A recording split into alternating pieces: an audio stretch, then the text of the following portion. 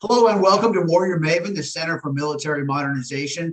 The words I would use to describe this today is excellent and extremely significant. We are joined by the Army Acquisition Executive, very important role, oversees hundreds of weapons and technology programs, Mr. Douglas Bush. He is the Assistant Secretary of the Army for Acquisition, Logistics, and Technology. Sir, it's such a pleasure to have you. Thank you. Happy to be here. So much to discuss. I wanted to start with Project Convergence because, gosh, you go back many years following the Army programs as an expert. Project Convergence really seems to represent a breakthrough in terms of what the Army has been hoping to do for years. Back with FCS, the system of systems, this idea of networking the force. Now that's essentially happening. What are your thoughts on the progress and what things look like for this year, sir? Yeah, so the big thing about convergence is, unlike some similar efforts in the past, it's stayed focused on being an experiment. So it's truly a learning environment. We're not doing formal weapons testing. It's truly just trying new things out to see what works. Over time, it's become more and more focused on the network. So I think that's what I think General Richardson would call the center of gravity of the event. And I think that's the right center of gravity because developing individual systems is something the Army's pretty good at. Networking everything together, given the pace of the threat and the complexity of that technology, is something that all the services struggle with. And I think that environment they're using every year to really push hard on the edge of what's possible there is the right approach for kind of networking at scale. Roger that. So I recall showing up at Project Convergence in 2020. Now, as the service looks forward to 22, if I recall, the basic paradigm was truncating that sensor to shooter time from as far as 15 to 20 minutes to a matter of seconds. What is your take on what that means for future warfare? It's a massive change, it would seem. Well, the big thing enabling it. So there's two things that enable that, and that's the first one is the general trend that I think we're seeing across the board, which is precision at range and precision at scale. So I think as weapon systems become longer range and more precise and more affordable in quantity, and that's everything from long range rockets to artillery to also the loitering munitions like long endurance drones that can also be used to attack.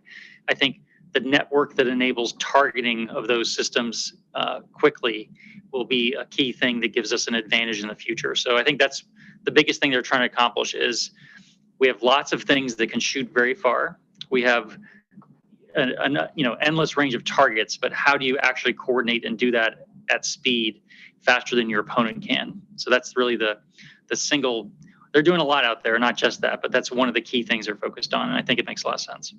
And this year we'll expand not just joint in terms of U.S. services, but also with international partners as well to expand the reach, correct, sir? Yes, I think they're looking at several international partners this time, which would be really good because we always fight with partners. It's a major emphasis of the administration is bringing allies closer and integrating them into our plans. So I think it's really good that we're taking that step in that direction. Roger that. As a four-star command, you oversee S&T, science and technology as well. Project Convergence certainly involves breakthroughs with manned-unmanned teaming, and of course Firestorm, that AI-enabled computer that is able to gather, process, and disseminate information, transmit in a matter of milliseconds. What are some of your thoughts about these breakthrough technologies that are informing Project Convergence? So, my role, I do oversight of all the Army's S&T activities, but of course, Futures Command has oversight and control of the Army Development Command. And really, it's a partnership there. So they're taking a lot of what we're getting out of our development lab activities, taking it to Project Convergence, seeing what it can do to inform future acquisition programs that my organization will run. So I think that's working pretty well. I think where one thing we're looking at now is trying to get over the line in terms of like actually migrating some of the newer technologies they're working with into actual programs, which requires sequencing the funding, making sure the authorities are lined up. So it's kind of prototyping to production is probably my number one focus, here during my time as ASALT, because historically that's been a challenge, but I think the pieces are in place and the organizations are properly set up to where I think we can make a lot of progress on that. Roger, well, I was going to ask you about that because I had the honor of showing up at the Army Research Lab and talking to a bunch of scientists. And it sounds like you just referred to there is this real synergy and an acceleration of innovations from the S&T world being brought to the operational and acquisition world on an expedited basis. That's the goal. I think the biggest challenge is, frankly, resourcing alignment. So, we run on a budget cycle, Congress runs on a budget cycle, and then we have to, though, have kind of a catcher's mitt for new technologies. The catcher's mitt has to be an organization that wants to field the equipment and an organization that's got funding to acquire it. So I think lining that up is a kind of a whole of Army activity that I think we're making a lot of progress on right now. Recognizing the fact that you don't want multi-year gaps between something being ready and something being procured. Now, I understand a big focus with acquisition is modular open systems architecture, architecting those standards earlier in the process so you can have that joint and then also international interoperability. I imagine that figures prominently in what's coming up with Project Convergence in terms of finding those formats and interfaces so that an F-35 can talk to ground soldiers, as has happened before, or a NATO partner can share information in real time. So it's broader than just the work being done at Convergence. I mean, that's a standard we're trying to apply to all of our new weapon systems so that elements of the systems can be competed and upgraded in the future at a faster pace and without being locked into one vendor, which can be done. It just often has a significant cost implication that we're trying to get around. Also, having an open systems architecture allows for more innovation and bringing in, like 10 years from now, there might be a whole new company with a whole new technology, for example, that would have a kind of radar or a kind of sight for a tank, say, or some kind of new communications gear that wasn't even thought of when we designed the system and procured it. And what you want is a way to bring in new things like that without having to kind of start from scratch on the design. So I think it's most across the board. And it's probably the biggest feature in our biggest new, coming programs like the helicopters and OMFV. Roger that. Well, certainly a lot of discussion about how much more dangerous the world is becoming right now. If there's time, sir, I'd love to bounce a couple of the big ticket items, major priority programs off you.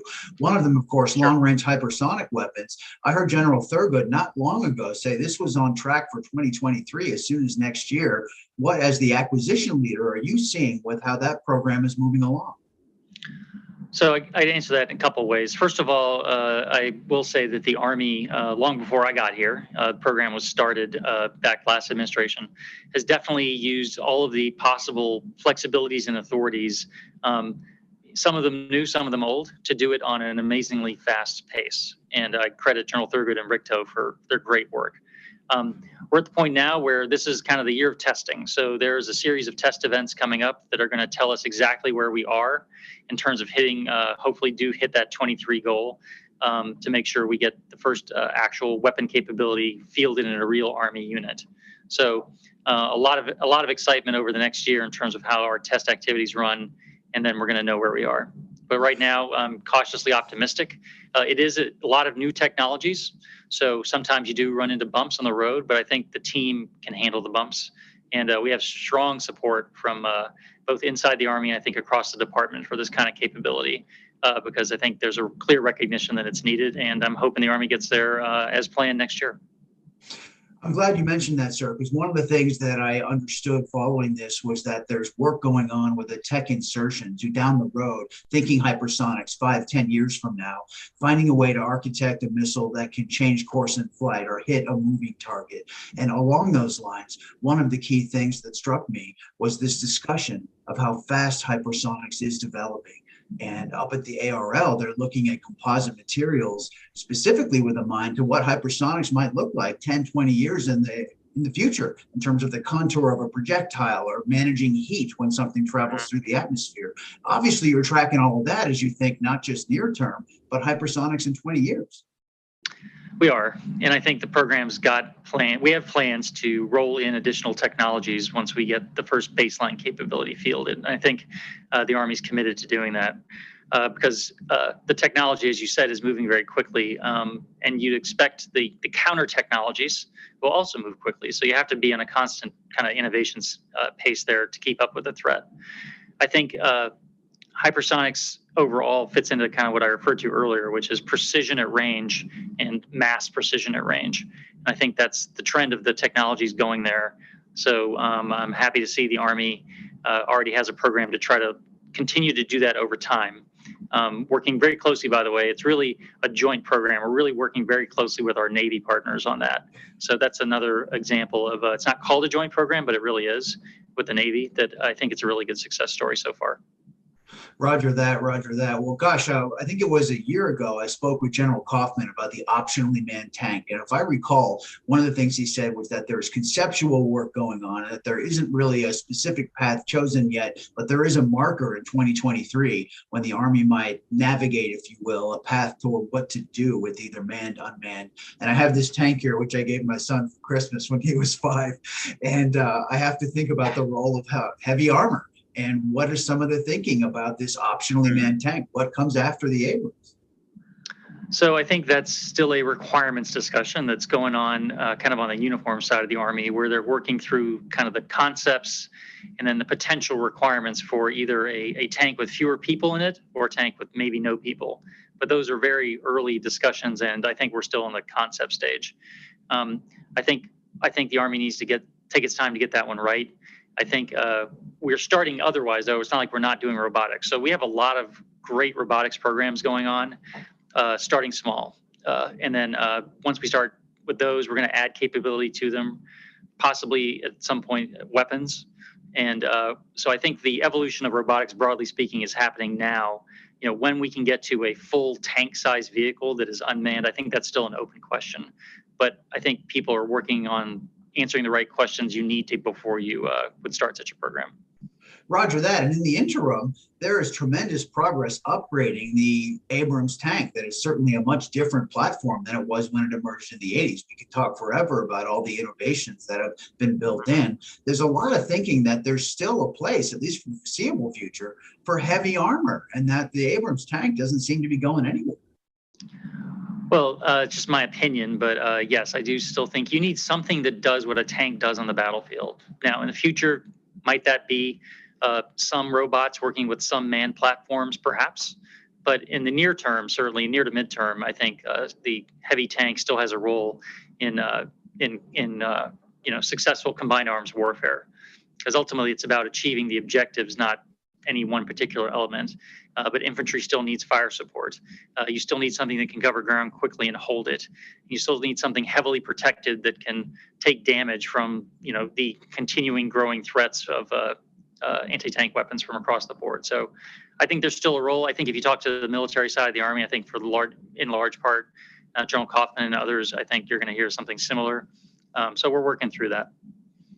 Roger. Well, on that point, one of the things that generals who support you, General Rafferty, General Kaufman, and then others of the previous AC commander, General Murray, talked about how with new technologies, maneuver formations change. And one of the things I hear is that notions of combined arms, that traditional combined arms, is really evolving, that it's really kind of a different paradigm now as you look toward future weapon systems. What's your take on that as the person in charge of it?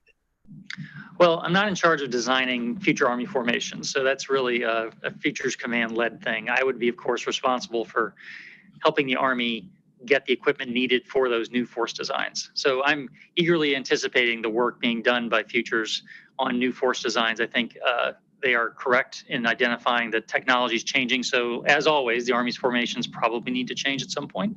So I think that's good analysis work that's ongoing, and I think they're doing it well based on a little bit that I've seen. I think my role will be to try to get ahead of that and think in terms of time, in terms of if we're going to have new formations at some point, when would the new equipment come in, and then when would you need to start acquisition programs and line the funding up for those things. So I think that's good work to be done. We're just not quite there yet in terms of actually doing any acquisition programs. Well, these modernization programs are so important, and gosh, you, I believe, oversee hundreds of them. So I imagine you're tracking a number of them simultaneously. A couple others that come to mind. One is optionally manned fighting vehicle. I know there's an ongoing competition. What does that look like? And then how does that pertain to what you mentioned earlier? One of the things Convergence showed was unmanned teaming, this ability for robotic systems to share information in milliseconds. How does that pertain to the progress of OMFV? What's your sense of that program overall? So overall, I think it's doing very well. We have 5 companies under contract now, then are in our current phase, where we're working through digital design work, and I'm really pleased with what I'm seeing. I think the Army's on a good path there. I think we're taking the right approach in terms of the next stage will include up to 3 vendors actually building real prototypes that we're going to test and fully figure out what they can and can't do before we lock the requirements in to actually go to production. In the past, the Army has locked requirements kind of too early in some cases and gotten ourselves in situations where we didn't have flexibility later when the technology worked out a little different. I think we're avoiding that trap this time. So I think it's on a good path. I think overall what we're hoping to see, the ability to use directed energy in the future, the ability to have more efficient power plants, the ability to have fewer people on board but still do the mission, and the ability to, over time, have manned vehicles also working with unmanned vehicles.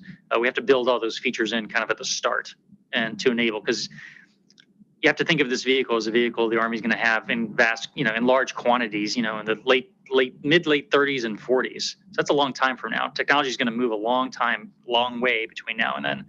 So we really have to try to build in all that potential future flexibility now, so it can be adaptable the same way that Bradley and the Abrams have proven adaptable. I think those are examples of how to do it right. We're trying to do it right here. Excellent. Well, you mentioned network as being so key. I want to follow up on that quickly. First, I have to say, when I heard you were becoming the AE, I thought to myself, I remember you're supporting the Hill back on the days when the FCS markups. You have an expertise with Army programs that goes back something like 20 years. I thought couldn't have been a better choice as far as someone to sort of man the ship of this whole effort. And on that point, remember FCS and the System of Systems network effort. Yep. Obviously a canceled program, but there's this sense of the ghost of FCS that a lot of the initial conceptual success, you might say, is still afloat in terms of what's going on now. Well, I think the idea of having a network to do what was envisioned with FCS is still a valid one. I think the big difference is now it's not part of one big program. The network is not a program. It's a collection of many programs that we're integrating across many elements of the Army. So I think having it separate, kind of running on its own track, and then figuring out how we integrate vehicles into it is a little easier than what the Army took on with FCS, which was really trying to do both at the same time. And I think also having the network kind of as a separate activity is also just way more flexible. It's not one giant thing. So if part of it goes wrong or just goes slower, we can mitigate in other ways by bringing in different technologies. And we're doing that with the capability sets that we've been fielding through 21 and then 23, and then they're going to go out 25, 27. I think, and a lot of that, by the way, is commercial off-the-shelf technology, which is another thing the Army wasn't doing as much in the past, and we really want to do a lot more now in the network space, because that's where the innovation is. I mean, the private sector network innovation is just never stops. So we have to be flexible enough to take advantage of it. And I think we're postured well to do that.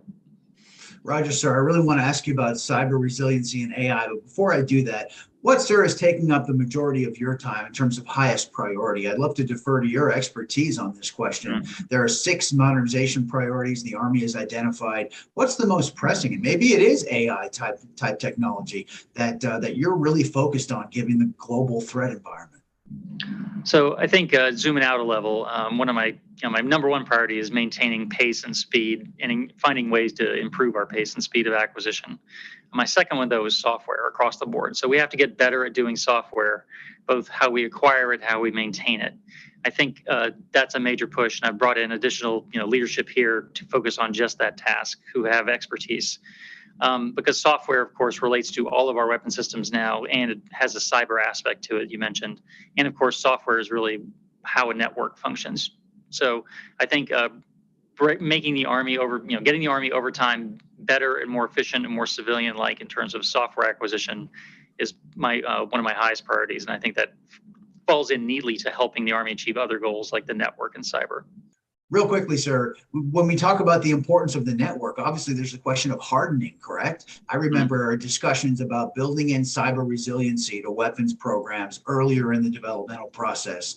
How is that maturing, especially when you look to the importance of things being more cyber reliant and securing this network?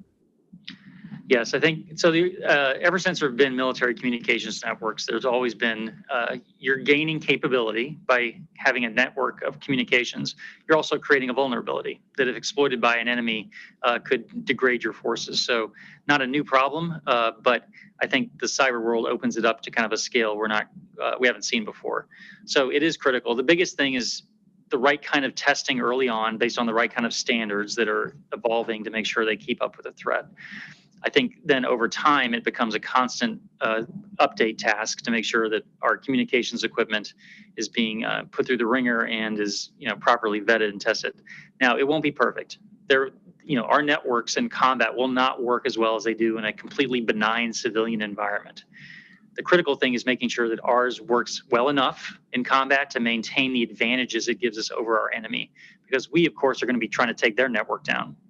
So it's a constant back and forth. I think we just have to get comfortable, and I think the Army is comfortable with having systems that are enabled and improved by having network connections, but with backups. So even if we have to back up to just using radios and relying on the training of our low-level leaders, which is something we have in our Army, others don't, I think the Army still thinks that way. So as the Secretary said a couple of times, we want to be network-enabled, not network-dependent. Because at the end of the day, you still have to be able to fight, win, and accomplish the mission, even if network comms are not working perfectly. Excellent, excellent. Well, it's not overstating it to say it's an honor for us to have a chance to talk to someone, given your level of responsibility with the future of war and the future of weapon systems. Truly, truly appreciate it. And thank you so much for your time, sir. These is critical times and critical stuff. Thank you, sir. Happy to do it. Great to see you, Kris. Look forward to seeing you in person. You too, sir. Thanks again.